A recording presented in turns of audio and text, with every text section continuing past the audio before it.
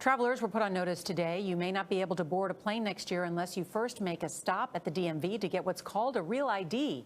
It's a new level of security in the wake of the 9/11 attacks, and transportation correspondent Chris Van Cleve tells us what the real ID is really about. Starting October 2020 of next year, okay? You have to have the gold star on your ID.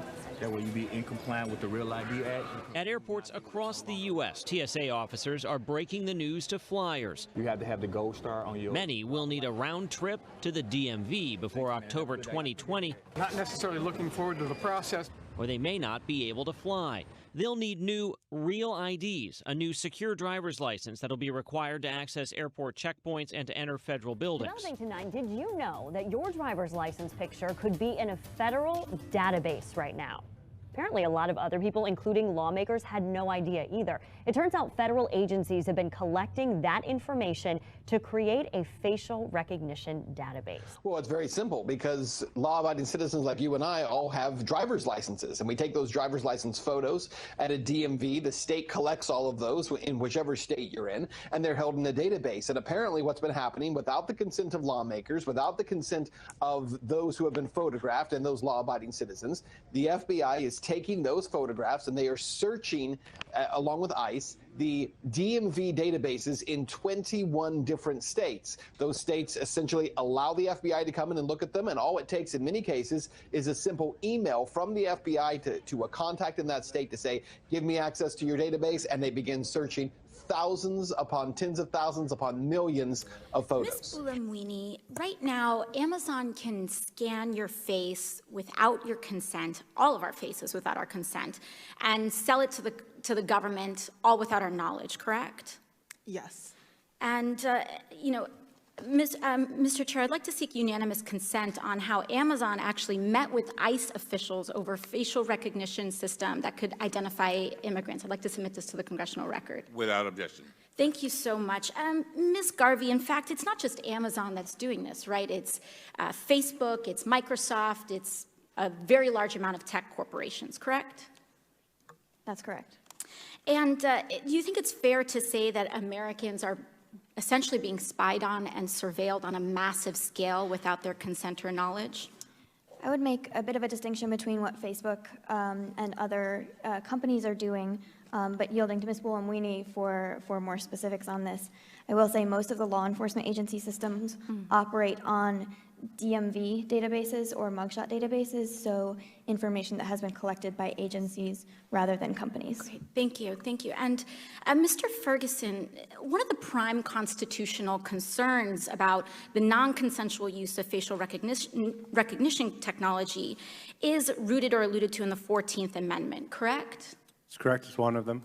And right now, companies, governments, agencies can essentially steal or use your biometric data from you without your consent. And this is outrageous, right? Because this is America, and we have a right to privacy. Isn't that right, Ms. House lawmakers questioned Homeland Security officials at a hearing today over the department's use of facial recognition technology. Well, this follows reports that ICE and other agencies are using state driver databases for facial recognition searches to track undocumented immigrants. And some lawmakers believe that the use of the technology violates civil liberties. But officials today argue that the benefits of actually using this technology outweighs the concerns.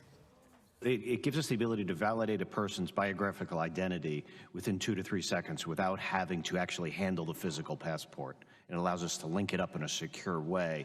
So the person we did all our national security checks against, and TSA is send their national security checks against on international flights, corresponds to the person who's in front of us. And we did data collection on the number of people who were choosing not to provide biometric identification at our checkpoint, and it was less than 1%. People seem to enjoy it.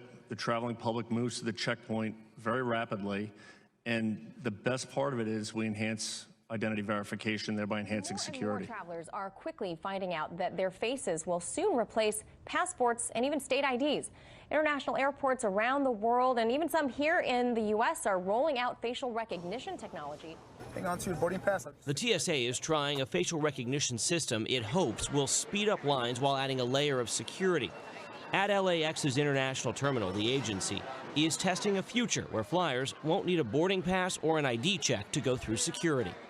The passenger experience is enhanced because you don't have to fumble through your belongings to pull out, multiple ID documents. You just walk up to the camera, pose for a photo, and you're off on your way. The TSA says the images are not saved on the camera and are compared against a gallery of passport photos of people known to be flying that day to confirm the traveler's identity. During the pilot, passengers are not required to participate. The process takes as little as 2 seconds. A standard document check takes about 20.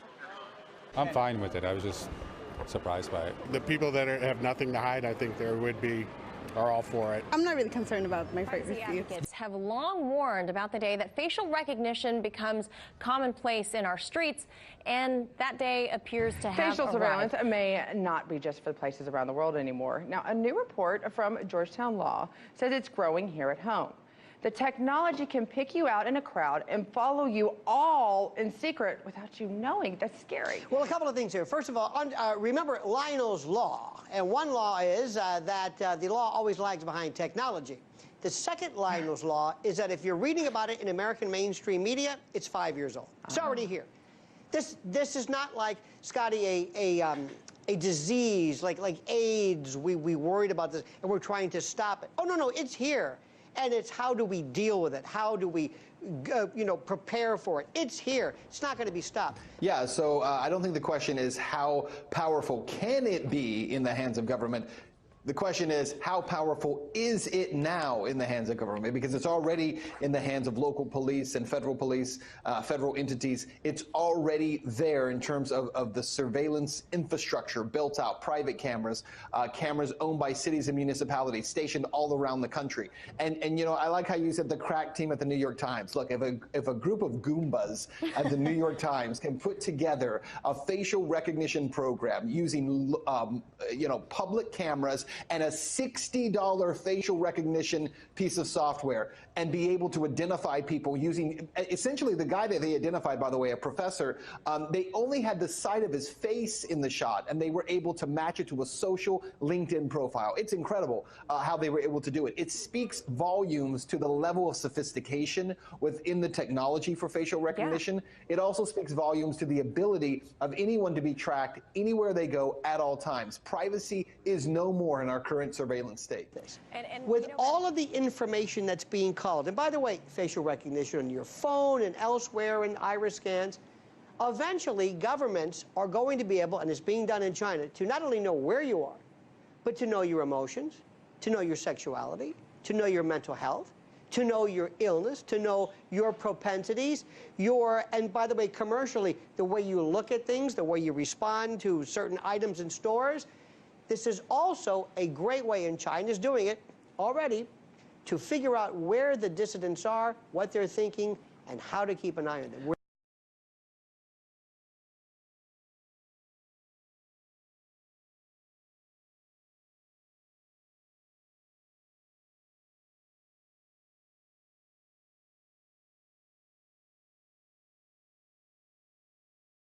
Well, I'm going to ask you, what's your problem with facial recognition? It's not my problem. It's the Fourth Amendment's problem. Which is? This is surveillance, and surveillance requires a warrant. And if we get to the state of mass, suspicionless, warrantless surveillance, we'll have lost the rights that the Fourth Amendment was written to guarantee. And that's the right to be left alone and the right to prevent fishing expeditions.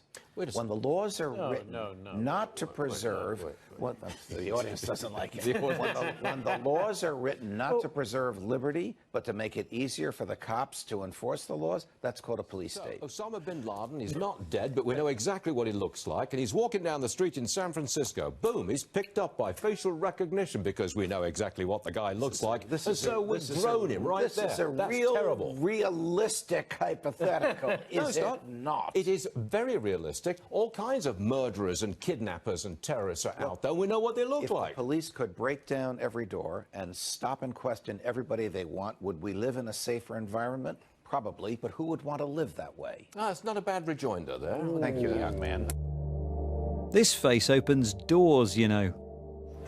Well, actually it doesn't, but it does unlock my phone. And if you do the same with your phone, then you will know that facial recognition is already pretty good. I mean, it's certainly not perfect, but it's not hard to imagine a world where your face is the key to everything. facial recognition technology is primarily being driven towards security and surveillance.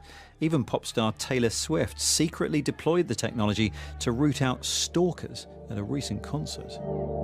In China, authorities use it to name and shame citizens. Even for minor offences like jaywalking, faces are broadcast on billboards.